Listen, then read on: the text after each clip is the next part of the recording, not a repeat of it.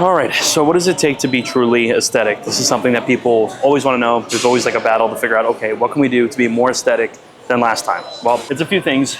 This is something that I am trying to make happen myself. Everybody's trying to kind of make this happen. It's a long road to get there, but there are a few very simple, stable things you guys can do in your training right now to be a lot more aesthetic in the near future. So first thing, this applies for everybody at all levels of fitness, is to actually understand not only diminishing returns, but what is worth actually giving a whole lot of love.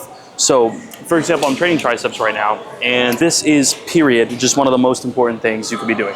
Tricep long head, this head that you can see right here, that is one of the biggest parts of the arm, and actually growing that long head with an exercise that biases the long head is gonna be pretty important. That's gonna outweigh your biceps, forearms, just by a lot. I say this as someone with a bicep dominant physique, which sucks because, you know, having good biceps is nice, but doesn't really carry that much weight in the real world.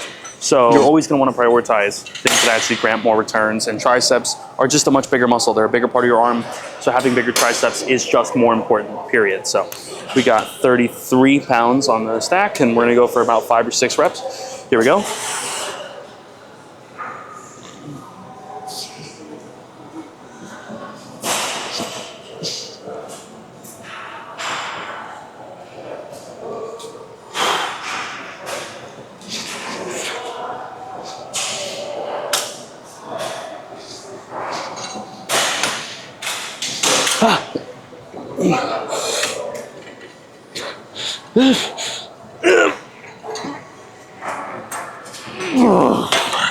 All right, whatever. Went to failure, probably shouldn't have done that, but whatever. That's about 5. So prioritizing muscles like this, putting them at the very beginning of your session is gonna be super useful. Your chest overall, same thing. Upper chest is important. Is the upper chest really a big muscle? Is it a muscle that, you know, has a whole ton of size and accounts for a lot of your physique? No, it doesn't. Having a bigger chest accounts for more of your physique than the upper chest. So little things like that.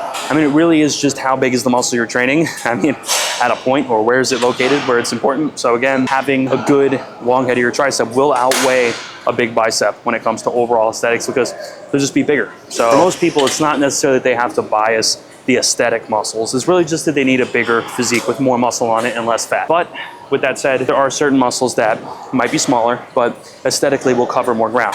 So the ones I mentioned, you know, okay, having good biceps, good forearm, good upper chest, good lats will account for a lot.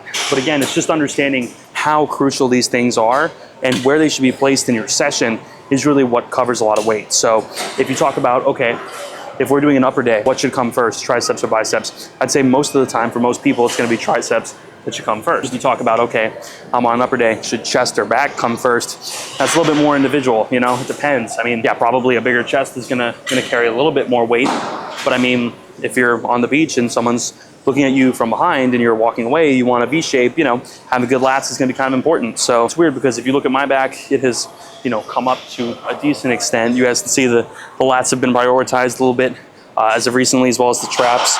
A whole lot on the traps actually over the past few months. So that's been pretty useful to me. But again, it just comes down to, okay, how big is the muscle currently? How large is it, period? And then how useful is it to actual aesthetics, if that makes sense. All right, and the last thing I'll say about being truly aesthetic that I think everybody's going for right now is just an ideal body fat.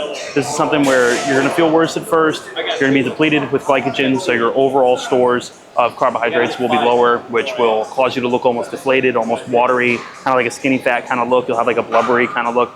That's fine, you get over that after the first week or two, and you continue down with your cut and you get leaner. I mean, this is something that so many people say they're gonna do. They're always saying, oh yeah, I'm on the cut, but they're not actually on the cut. And you just need to be, period, at a lower body fat.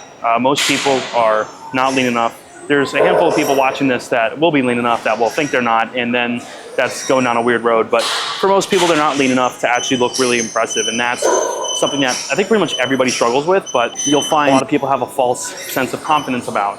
And again, remember, your goal is to be considerably lean. You want to have good separation. You want to be visibly healthy, vascular, chiseled abdominals, better V-taper. All these things come just from being leaner. And again, that's something a lot of people can't accept. They're like, oh, you know, when I start training, I don't train much because when I start training, I get too big. It's like, no, you get too fat. And that's something a lot of people can't accept or realize. And without, you know, maybe a trained eye, it's hard to sort of come to terms with that. But you're too fat. That is most likely the problem as to why you get too bulky or too big when you come back to training.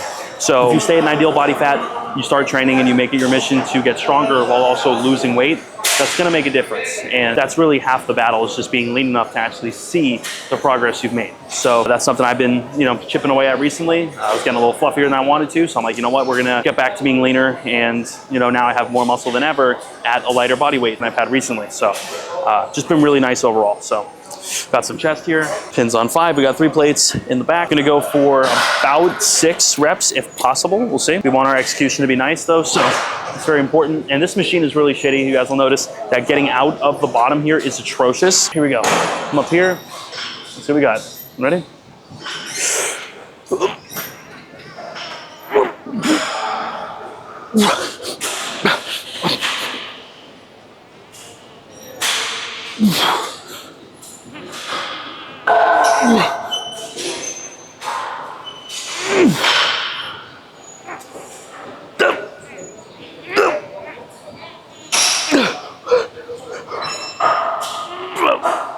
Okay, that was pretty good. Pretty good depth. So even if it was like 4, I'm fine with that. I don't want to go lower, but 4 is fine with good execution like that. So hope you guys enjoyed. Catch you later.